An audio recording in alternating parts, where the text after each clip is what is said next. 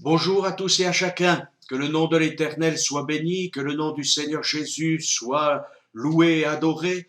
Nous nous retrouvons donc dans ce rendez-vous hebdomadaire de la proclamation de l'Évangile et nous voulons en tant que témoins de Christ, en tant que prédicateurs, et bien encore une fois de plus, annoncer bien évidemment la bonne nouvelle. La plupart des prédicateurs que nous sommes ne sont pas des orateurs, ne sont pas des tribuns, ils ne sont pas là pour avoir des phrases incompréhensibles, mais tout simplement pour partager ce merveilleux évangile qui nous est relaté bien évidemment dans les 4 évangiles du Nouveau Testament, mais aussi encore dans les épîtres, dans tout ce Nouveau Testament. Mais au-delà de cette parole écrite, il y a bien évidemment cette parole annoncée par des témoins qui ont vécu cette expérience de la bonne nouvelle. Il y a dans le monde entier des milliers, des milliers, des milliers d'hommes et de femmes qui peuvent dire oui, lorsque la bonne nouvelle de l'évangile m'a été annoncée, lorsqu'on m'a parlé de Jésus comme sauveur et Seigneur, ma vie a été transformée. Pourquoi?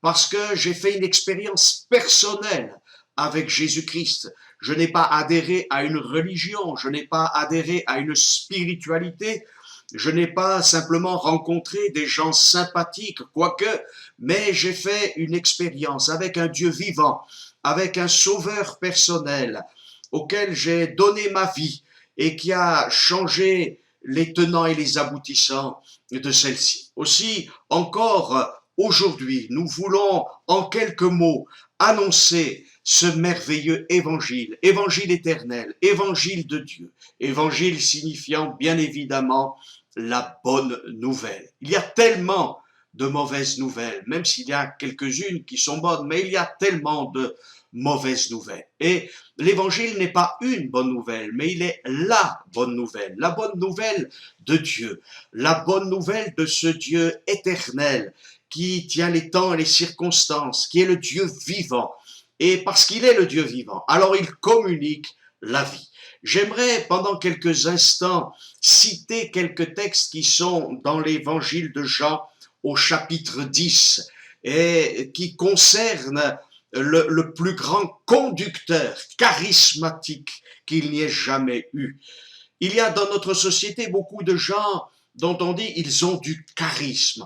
On attend très souvent dans les nations, dans les sociétés, dans les entreprises, dans les associations, un conducteur, un leader, quelqu'un qui puisse entraîner les autres. Et on dit de cet homme, de cette femme, elle ou il a du charisme.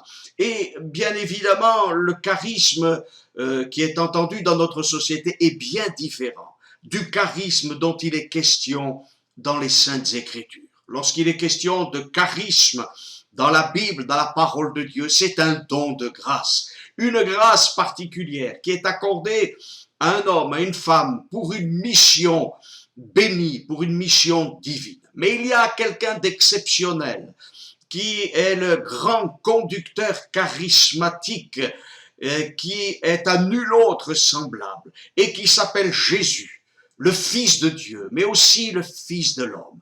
Et Jésus est venu, ce Jésus, ce Fils de Dieu, a accepté de se faire homme et il est venu pour nous communiquer la vie, pour nous arracher à la puissance du péché, pour nous arracher à la puissance de la mort, pour nous arracher à la puissance de la maladie, pour nous arracher à la puissance des ténèbres, pour nous faire asseoir avec Dieu dans les lieux célestes.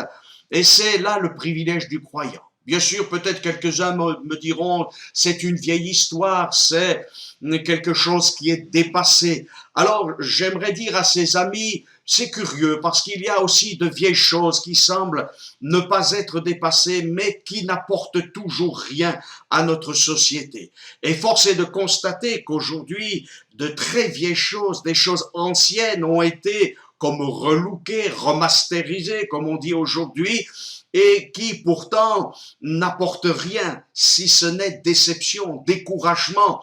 Alors pourquoi toujours dire le vieil évangile, la vieille Bible? La Bible n'est pas vieille, elle est actuelle. L'évangile n'est pas dépassé, il est toujours actuel. Jésus n'est pas dépassé, il est toujours actuel. Et pourquoi est-il toujours actuel? Parce que ce Christ, ce Jésus qui a été crucifié, la Bible nous dit qu'il est ressuscité, mais de nombreux hommes, de nombreuses femmes, des jeunes, des enfants, des vieillards peuvent dire oui, il est vivant parce que il a changé ma vie. Et l'évangile a cela de caractéristique, c'est que ce n'est pas simplement une théorie, mais c'est une réalité pratique. Je ne serai pas là devant vous en train de vous parler de Jésus, de vous parler de l'évangile. Je ne serai pas là devant vous avec cet enregistrement si un jour je n'avais pas rencontré le Seigneur. Je ne suis pas devenu pasteur par profession, par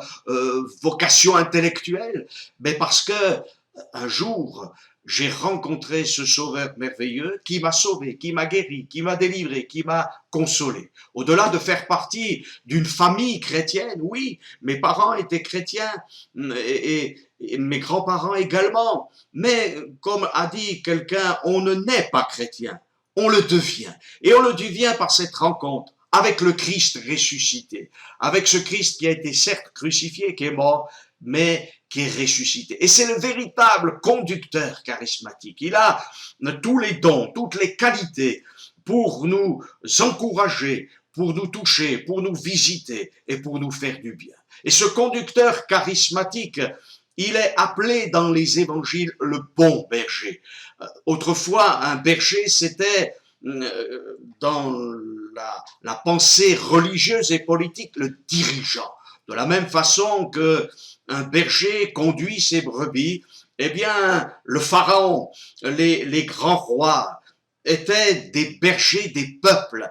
Les grands religieux également étaient des bergers. Mais que des déceptions avec ces grands bergers, ces grands rois, ces puissants, tous ces hommes. Et il faut reconnaître qu'aujourd'hui, au travers de cette expérience de pandémie, nous avons réalisé aussi que l'homme est souvent bien limité. Il n'a pas toujours les éléments. Et pourtant, nous devons reconnaître que dans notre société, l'élan s'est manifesté pour arrêter cette pandémie, pour essayer de la juguler. Et c'est tout à l'honneur de tous ceux qui se sont mobilisés. Mais au-delà du soin de notre corps, et tant mieux pour tous ceux qui ont été sauvés par tous les efforts médicaux, par tous les efforts économiques, par tous les efforts des hommes, des femmes qui se sont mobilisés. Et c'est vraiment dommageable de voir qu'il y a aussi malheureusement des hommes, des femmes, des jeunes qui sont décédés et qui sont partis dans l'éternité. Mais au-delà de la santé du corps, il y a la santé de l'âme. Il y a la santé aussi de notre intellect et de notre esprit qui est destiné à être en relation avec Dieu. Alors, j'aimerais vous parler de ce bon berger, de ce conducteur charismatique qui a toutes les dons, toutes les vertus dont nous avons besoin pour avoir une vie abondante. Non pas en richesse, en dollars, en pétrodollars, en euros, en lingots, mais tout ce qui correspond aux besoins de notre corps, de notre esprit et de notre âme. Paul a dit, en s'adressant à des hommes, à des femmes, à des êtres humains, il y a bien longtemps, en parlant de Dieu, c'est lui qui donne la vie, la respiration et l'être. Alors nous voulons croire encore, et j'aimerais vous inviter à croire en ce merveilleux Sauveur, ce merveilleux Seigneur, envoyé de Dieu lui-même, le Fils bien-aimé, qui est un bon berger et qui nous conduit jusque dans l'éternité, jusque dans le paradis, oui, jusque dans la vie éternelle. C'est une réalité et ce Dieu-là, il est merveilleux.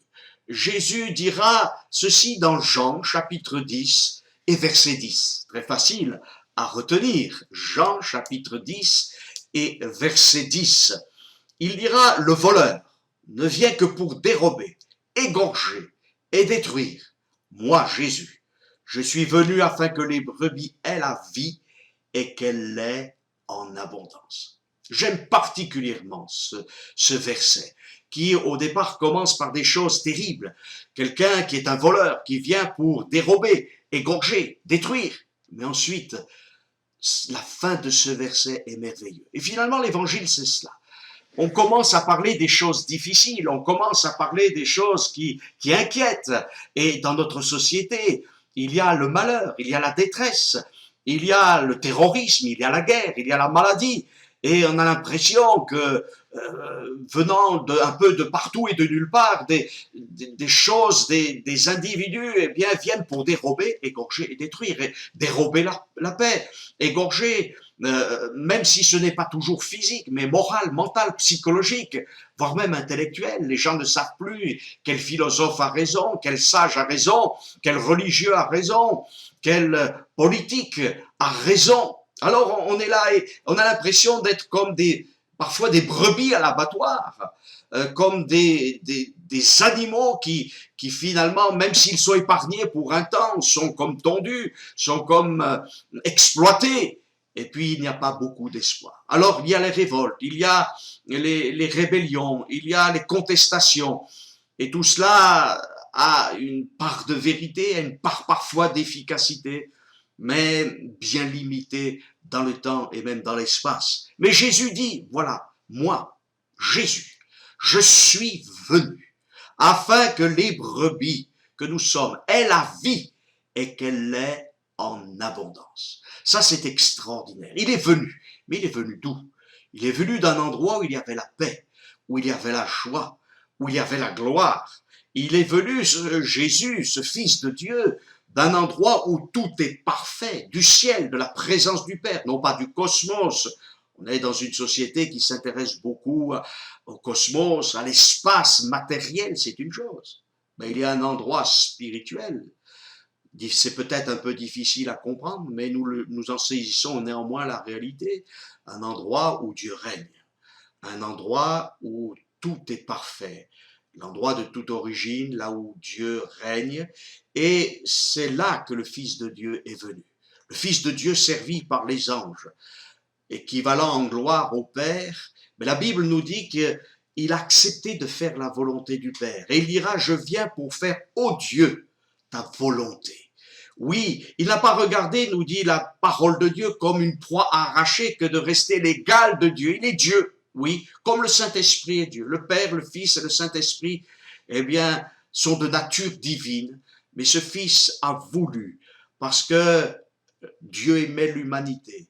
Et le Père, le Fils et l'Esprit Saint aiment l'humanité. Et le Fils est venu. Alors qu'il était dans un cadre parfait, idéal, glorieux. Alors qu'il était servi. Il a accepté de s'abaisser pour servir. Il a accepté d'être rejeté, bafoué. Il a accepté l'ignominie, l'abaissement complet, total, pour nous sauver, pour nous arracher, afin que, par sa mort et sa résurrection, nous puissions avoir la vie. Quel amour, quel je dirais, programme, quelle destinée à la fois terrible, mais aussi ensuite suivie de gloire. Et Jésus dira, je suis venu. Oui, il est venu. Il est venu d'une manière glorieuse pour manifester sa gloire. Et pourtant, quand il est venu, rien n'était glorieux. Il est né dans une petite bourgade d'Israël. C'est vrai que c'était la bourgade du grand roi David, mais on n'avait même pas de place pour lui, alors on l'a mis dans une crèche. Il est né dans une crèche là on l'a mis dans une mangeoire à animaux. Il n'y avait que cela pour le Fils de Dieu. Et sa vie terrestre a été très humble. Il a été poursuivi par ce terrible roi Hérode, et puis il est allé dans une humble bourgade encore de Galilée, région méprisée même par ses coreligionnaires et par ses contemporains. Et là, il exercera pendant longtemps le métier de charpentier avec son père, et puis lui-même il l'exercera en tant que responsable, mais à l'âge de 30 ans. Il commencera à annoncer la bonne nouvelle du royaume de Dieu, guérissant des malades, chassant des démons, et annonçant le règne de Dieu, l'action de Jésus pour nous délivrer du péché, de la mort et de la puissance de l'adversaire. Alors, Jésus est venu, alléluia, et il est venu pour le monde entier. Il y a cette parole que nous aimons répéter, nous les prédicateurs de l'évangile, car Dieu a tellement aimé le monde qu'il a donné son Fils unique, afin que quiconque croit en lui ne périsse point, mais qu'il ait la vie éternelle. Nous sommes en péril, péril temporaire, mais aussi péril éternel, si nous n'avons pas d'espérance éternelle. Mais quel est le sage, quel est le philosophe, quel est l'homme religieux, quel est le puissant de ce siècle qui peut donner une espérance temporaire, temporelle et également éternelle? Il n'y a que l'évangile de Jésus-Christ. Il n'y a pas d'autre nom par lequel nous devions être sauvés si ce n'est le nom de Jésus. Nous ne voulons pas vous proposer une religion, une philosophie, une méditation, mais une vie, la vie de Dieu.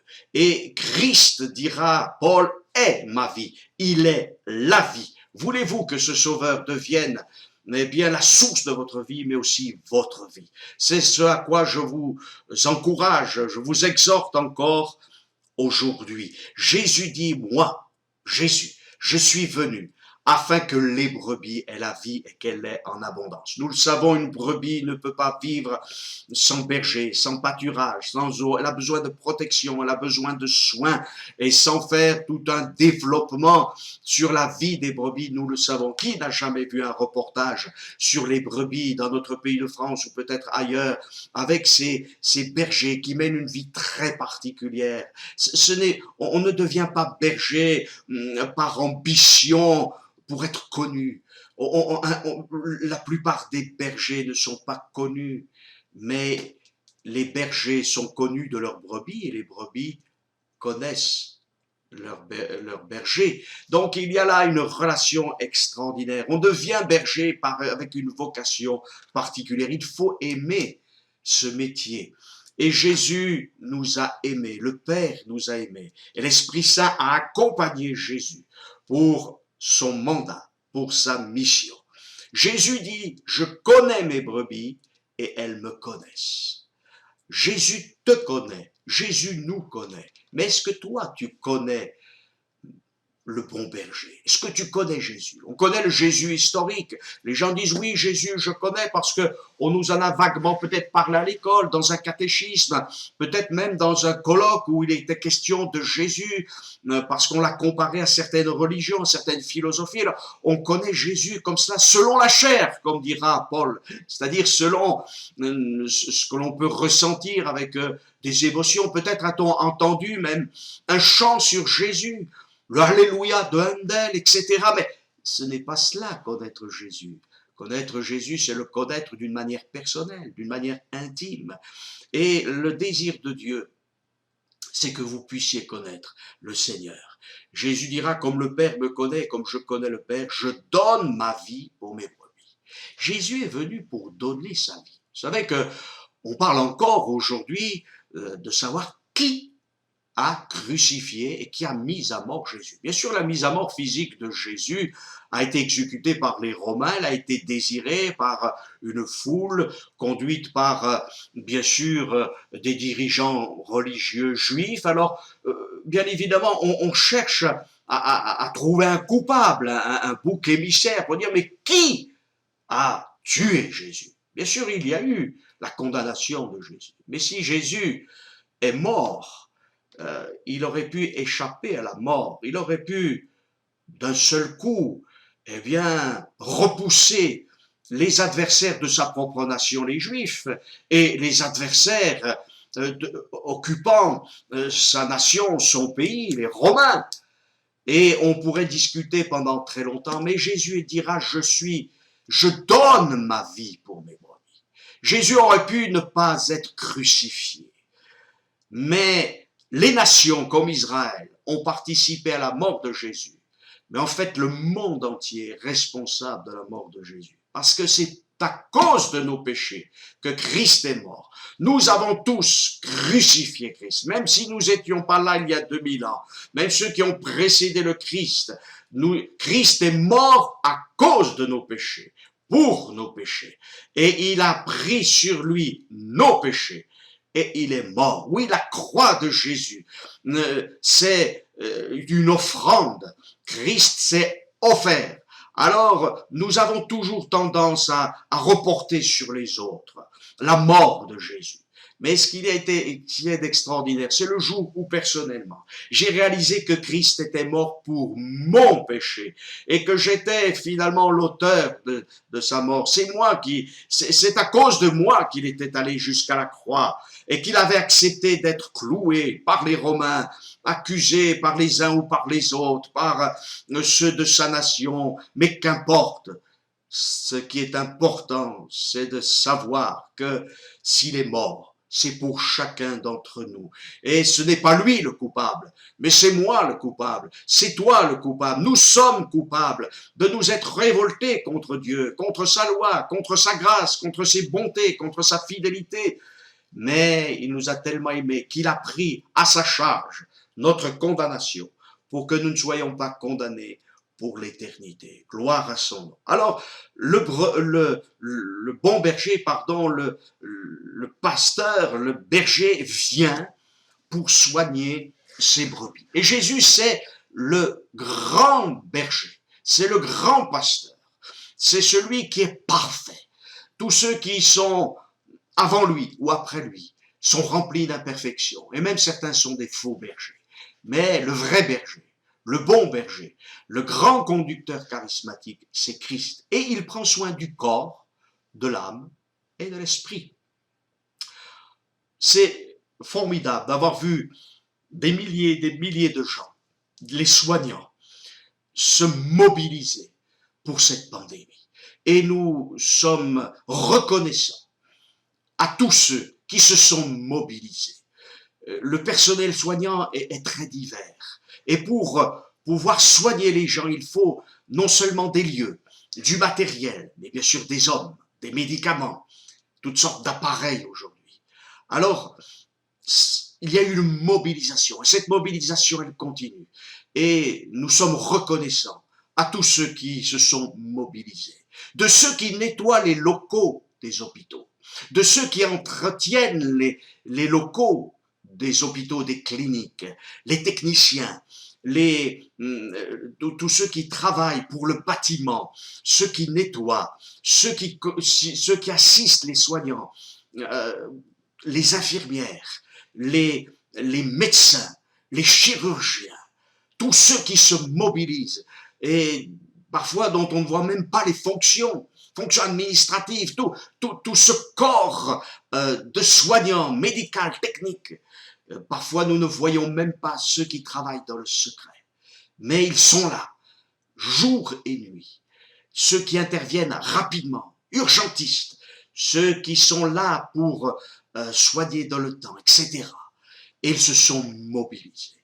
Et c'est quelque chose de très bien, de formidable. Et nous ne pouvons que les remercier. Alors si nous sommes reconnaissants, et c'est tout à fait légitime, et nous devons continuer à le faire, pour tous ceux qui se mobilisent, je crois que parfois dans une nation, dans une société, on n'est pas assez reconnaissant, ne réalise pas la tâche la plus humble comme la plus difficile, mais qui sont indispensables.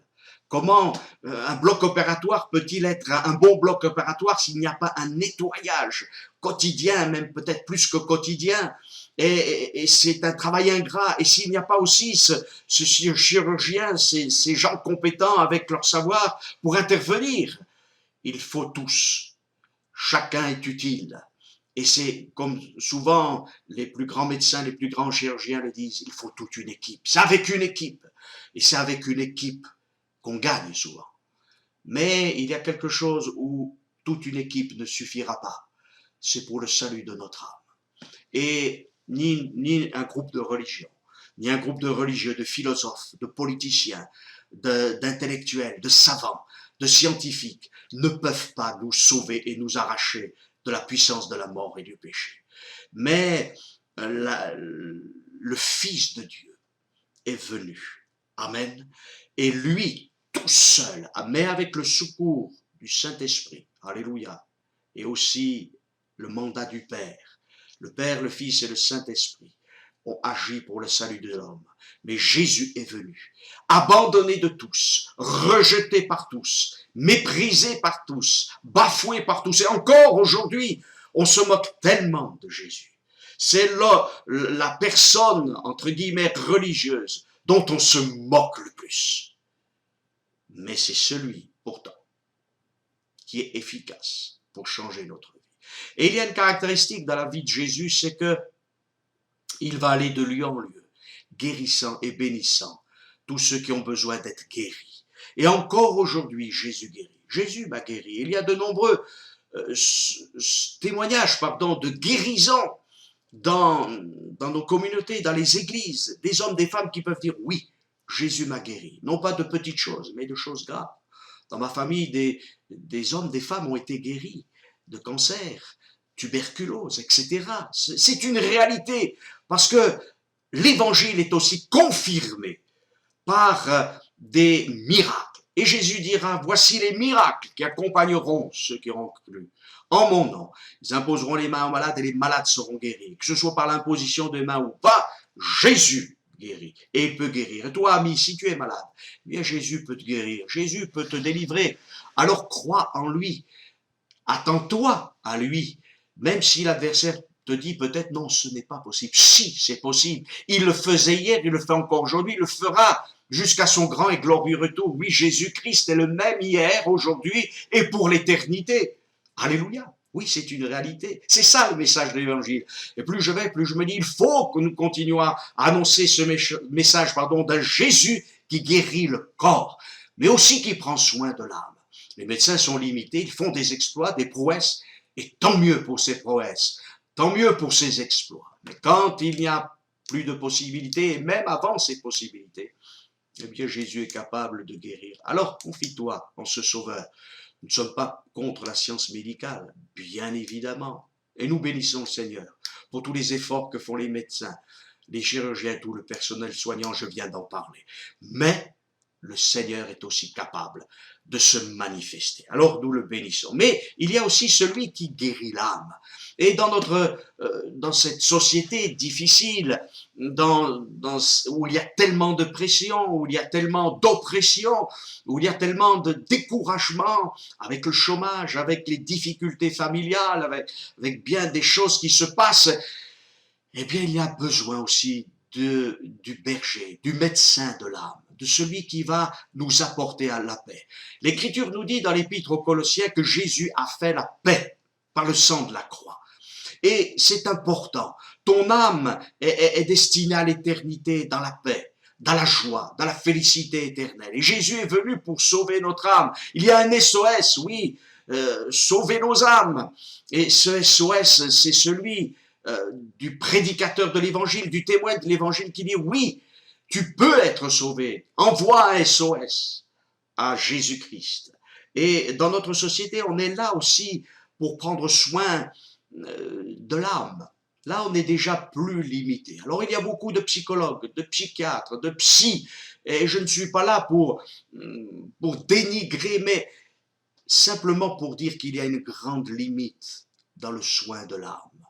Celui qui connaît et qui peut soigner notre âme, c'est le Seigneur. Alors, il y a les bonnes choses dans le domaine de la psy, mais il y a aussi les limites, il y a aussi les mauvaises choses, parce qu'en tout, il y a des mauvaises choses. Il y a des bonnes médecines, il y a des fausses médecines, il y a des bonnes thérapies, il y a de mauvaises thérapies. Et c'est ainsi qu'aujourd'hui, beaucoup d'hommes et de femmes se tournent vers toutes sortes de thérapies dont ils ignorent d'ailleurs la source, dont ils ignorent le but aussi.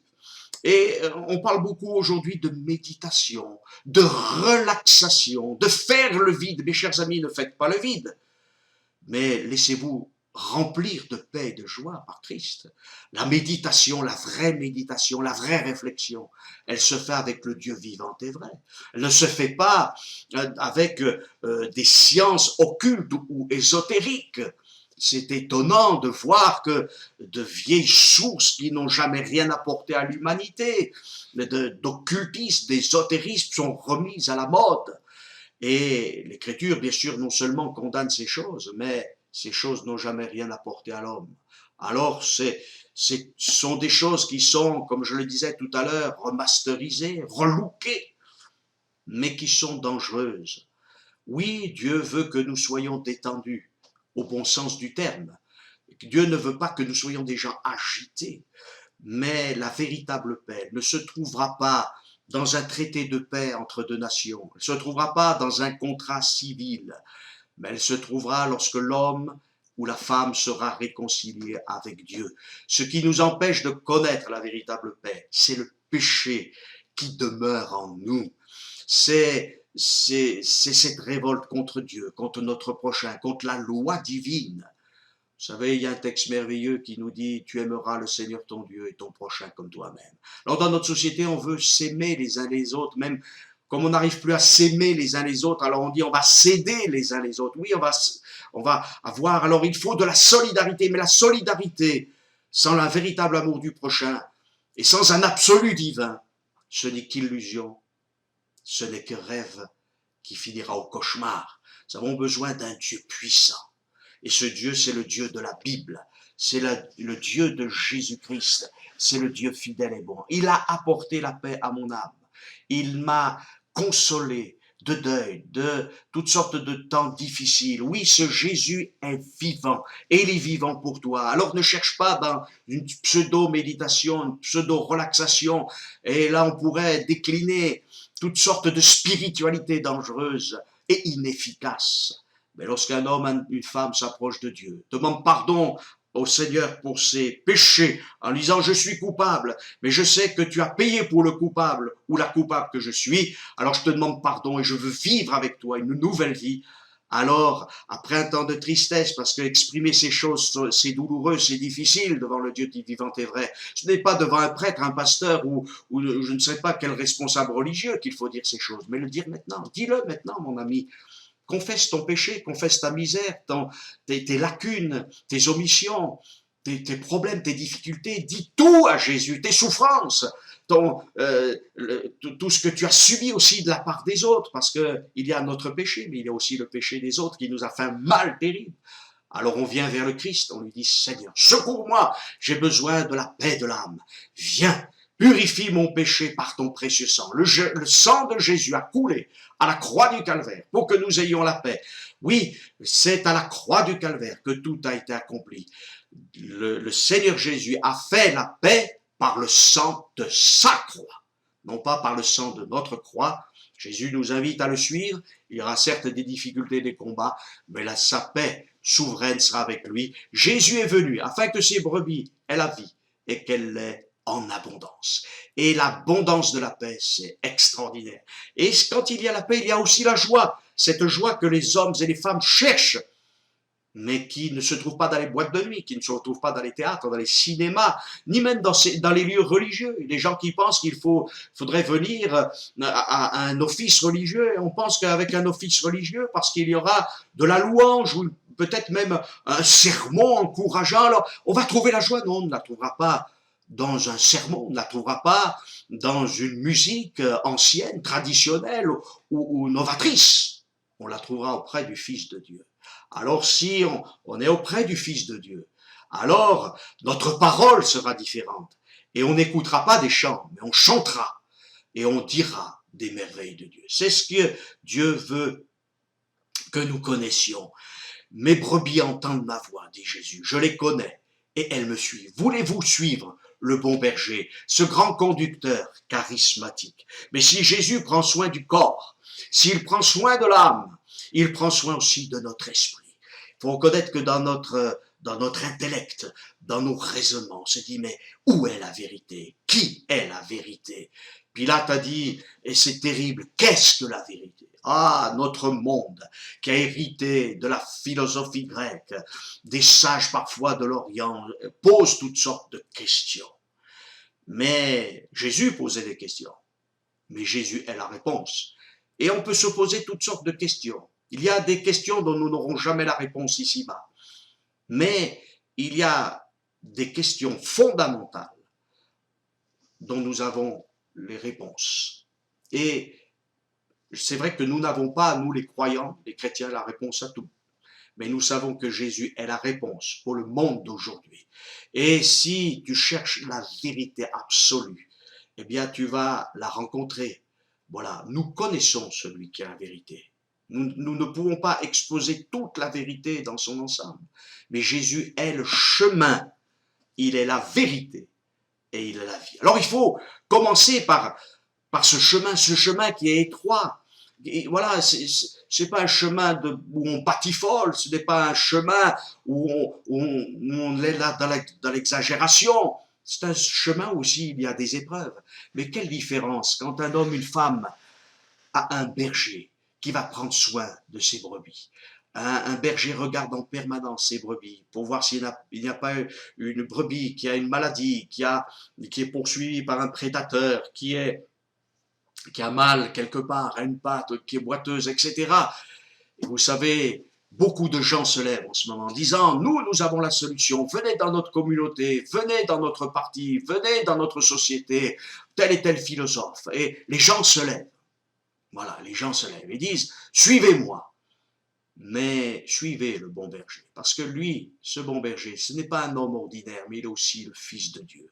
Les hommes décevront toujours, les plus grands, les meilleurs décevront toujours. Un seul ne nous décevra jamais, c'est celui qui s'est incarné, qui est l'image de Dieu lui-même et qui pourra vraiment nous combler. Il nous comble, il nous remplit. Une religion ne satisfera jamais.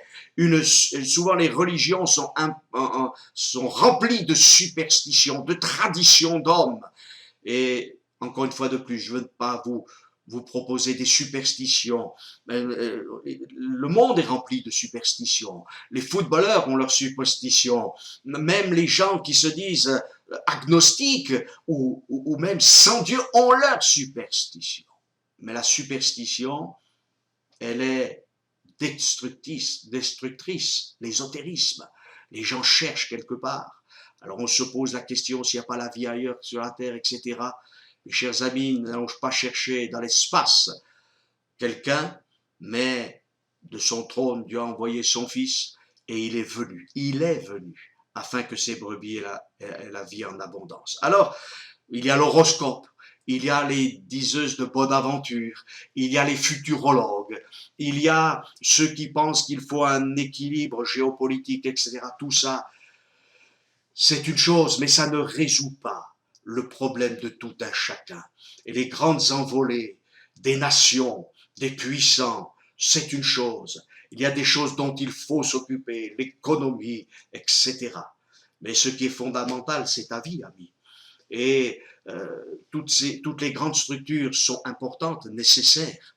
Mais ce qui est important, c'est surtout de connaître le bon berger, celui qui a donné sa vie pour ses brebis. Alors, Jésus dit, je donne ma vie, mais je la reprends. Et Christ est mort, mais bien plus, il est ressuscité, il est vivant. Et c'est parce qu'il est vivant qu'il peut intervenir. Et ce Jésus qui est venu humblement, qui est venu et qui a été méprisé, qui a été rejeté, la Bible nous dit qu'il revient. Et ces événements qui sont là, les guerres, les bruits de guerre, qui ont toujours existé, c'est vrai, ces pandémies qui ont toujours existé, sont néanmoins là pour nous rappeler qu'il y aura des temps particuliers. Et Jésus en parle dans Matthieu 24, dans Luc 21, dans Marc 13. Tous ces textes sont là pour nous avertir que